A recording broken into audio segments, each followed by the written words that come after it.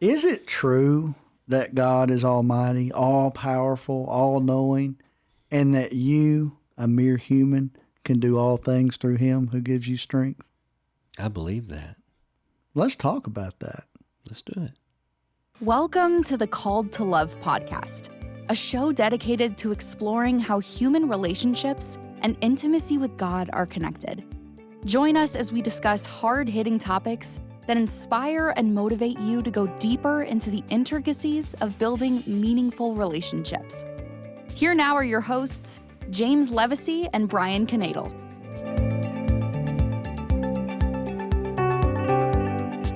Bubba, there's a saying that says, I can do all things through Christ who strengthens me. And sometimes that can sound like a cliche. That may be sometimes the only verse anybody ever remembers or can recite because it's repeated all the time. But we can't underestimate the power of what that means. I once had a friend that was struggling because we were talking about spending time with the Lord, and he was determined. This man was committed to spend time with the Lord. And he would ask me, well, how do you do it? And I would tell him, I'd say, you got to get quiet with him, have no expectations, just give it to him and just say, Lord, I'm yours, whatever you want to do, and I'm going to sit here at your feet and I'm going to listen to what you say. He said, James, I sat there for 3 hours. And all I ever got was you can do all things through him who strengthens you. And that was it. And I was like, you mean the creator of the universe sat watching you for 3 hours and he delivered that word to you, that so much so that you understood it was from him? And let me get this right. He said that you can do all things through him who gives you strength.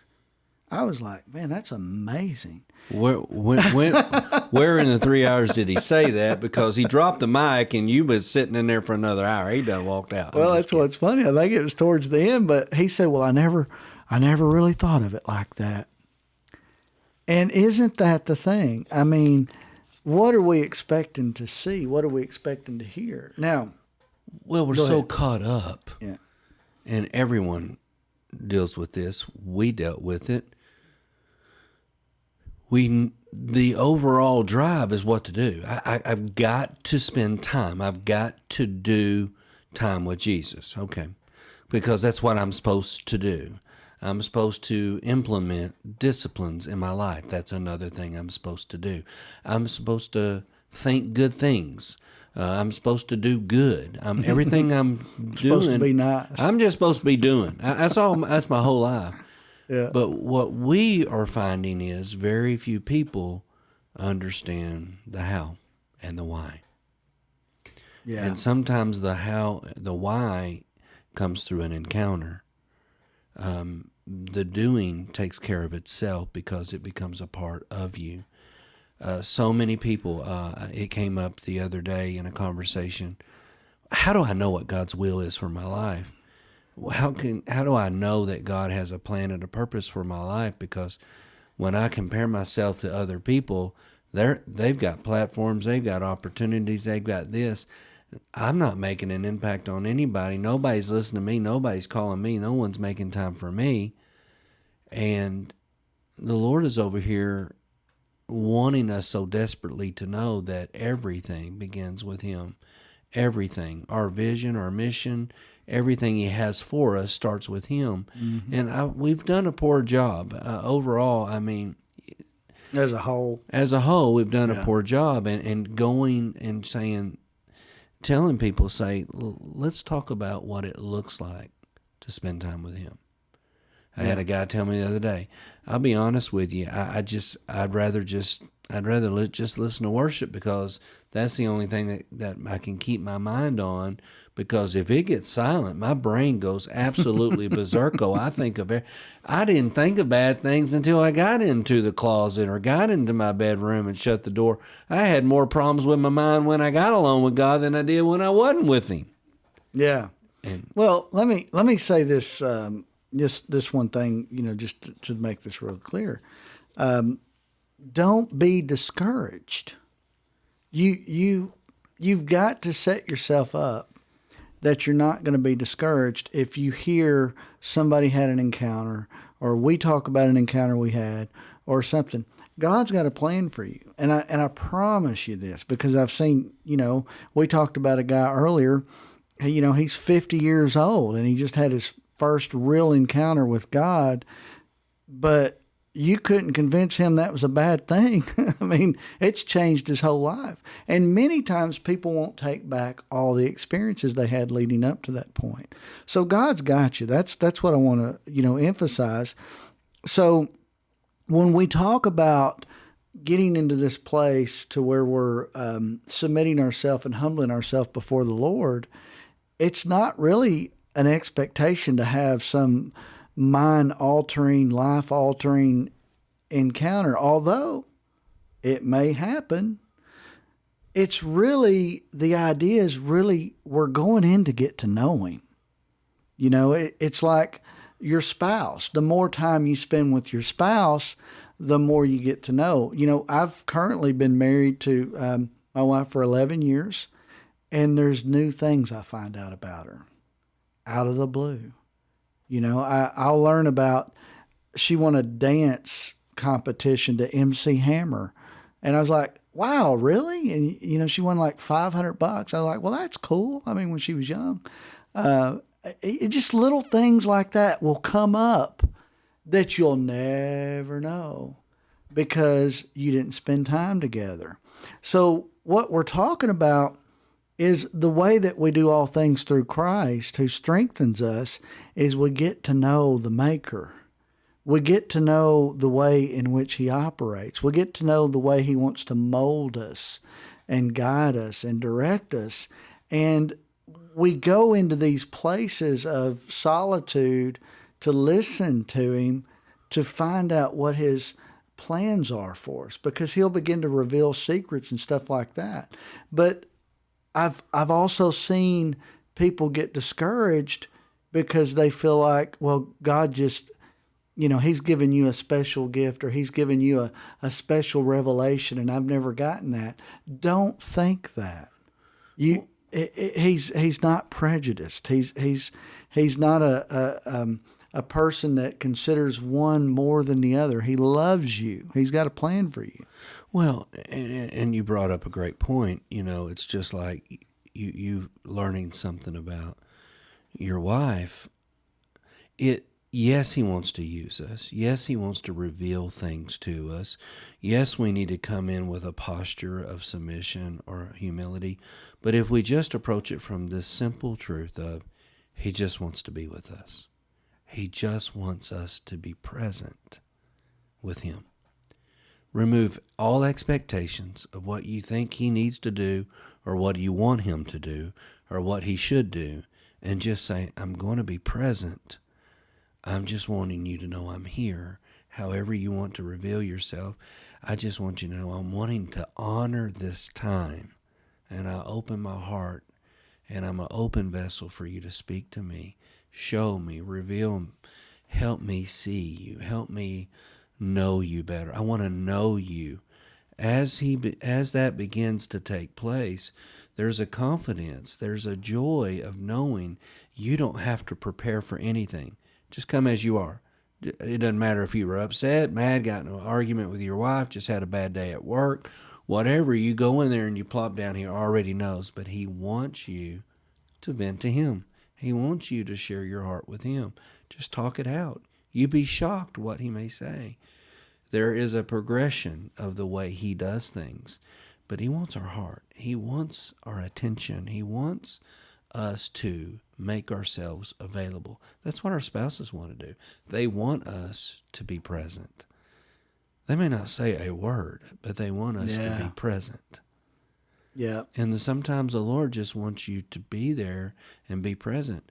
Oftentimes, our spouses may want us to see how long we're going to sit there. If we're really, whatever the case may be, they're watching. They need us to just be present. And I'm telling you, being newly married, I've never seen how much similarity between my walk with and journey with my wife and my relationship with the Lord. I'm learning a whole lot more about dying and preferring her and submitting to her from the standpoint of I came into this relationship to model my relationship with the Lord. And whether you model your relationship with him is irrelevant.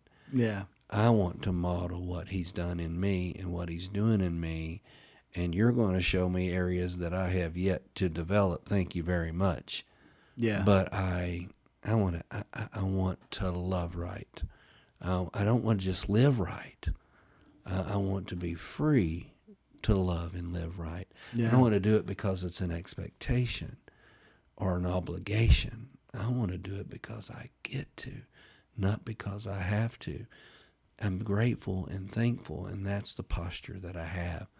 So if you go into your pursuing a relationship with him from that standpoint in a personal, intimate setting, it'll take on a whole different feel. Yeah. Well, there's a correlation between the forgiveness of others, the relationship we have with the Lord, and our freedom.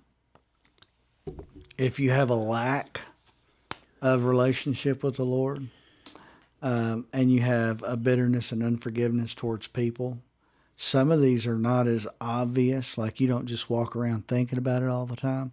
But I'm talking about the offenses too that are kind of hidden under the, deep down in your heart, to where if we sit down and start talking about it, you'll start getting either upset, emotional, crying, or you just won't want to talk about it. Because it could be like a parent, it could be an uncle, it could be a family member, it could be a best friend, that sort of thing. And many times I see people just can't be set free because they're holding on to something else and they won't let go of it. And we're talking about a surrender here. This is not easy because you have to come to a place to where you're committed to be free. And I don't have the formula that you can follow. Nobody does. But I have seen addicts set free in an instant and never have a desire again to go back to whatever that, vice was that they had. I've seen it happen. I've seen it happen to me. I've seen it happen to others, okay? But there's other things that I've had to it was a slow going process. And then there was things in my life, it was like I wouldn't let go of. I didn't want to. I wanted the right to be mad. I wanted to waller in my pity. And if I ever gave that up, then I couldn't complain about it anymore. So I just kind of held on to it. And most of the time, the reason people hold on to something is because they're afraid that somebody else is going to get away with something. Yeah, they won't have to pay the So price. if I let it go, it's like it never happened, and they don't care, and I'm not going to let them off the hook so easy. So I'm going to carry the offense as long as I can. Yeah. Until it's too, But it's a journey, and that's why it's so important to be in relationships with people who challenge you, where you can vent to them and say, hey, this is what my day looked like. And they're like, yeah, that's unfortunate. Yeah, that sounds like this is going on, and that's very unfortunate, but what would the Lord have you do? Man. Yeah. Take responsibility, because it always the one person that's always affected is the Lord. When it comes to anything that goes wrong, the first thing that happens is it pulls us away from the sensitivity that God wants us to have with him. Yeah, that's a great point. The sensitivity is what it's like the consciousness of God on your life. It's like you fell short. I did it yesterday. I haven't gotten much sleep lately. I've had a couple of projects. One was by day, another was by night. So I was having to work on both. And quite frankly, was sleep deprived and exhausted. So, a little bit more irritable than normal. So I was saying things sharper than normal. I was saying things more blunt than normal. And my sweet, precious, beautiful, just fragile as a flower daughter didn't like it. And neither did my wife, who's equally fragile and precious as can be. So I just said things, and I just might as well dropped a bomb off in the middle of the house. And next thing you know, there's an awkward silence. Nobody wants to talk.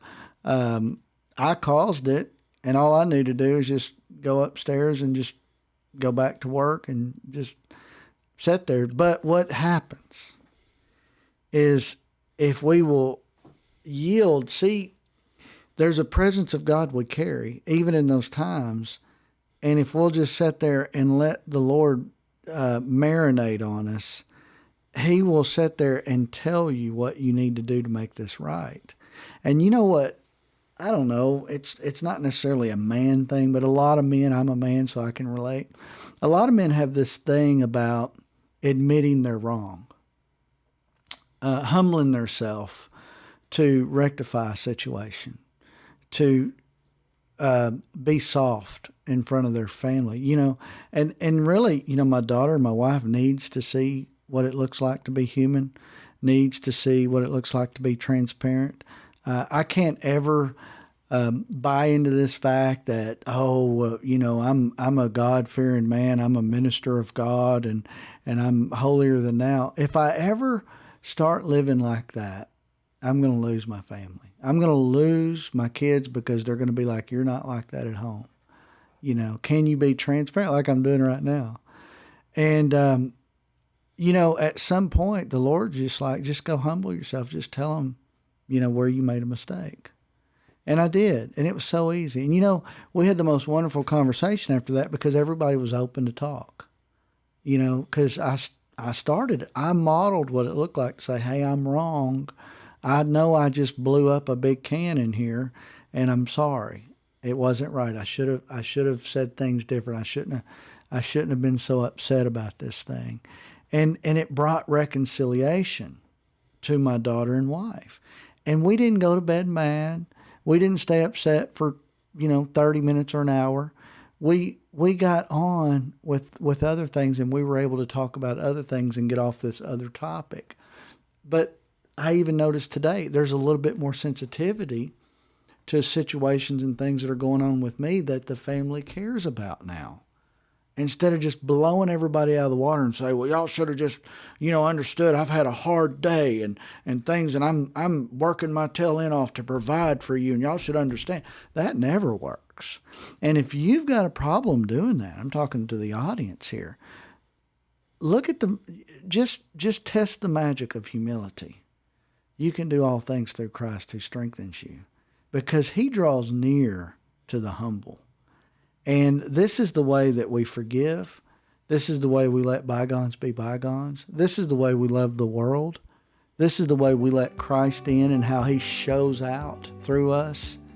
Because He was a very good man that was patient and kind and loves us enough to give His life for us. So we could be free. That's exactly right.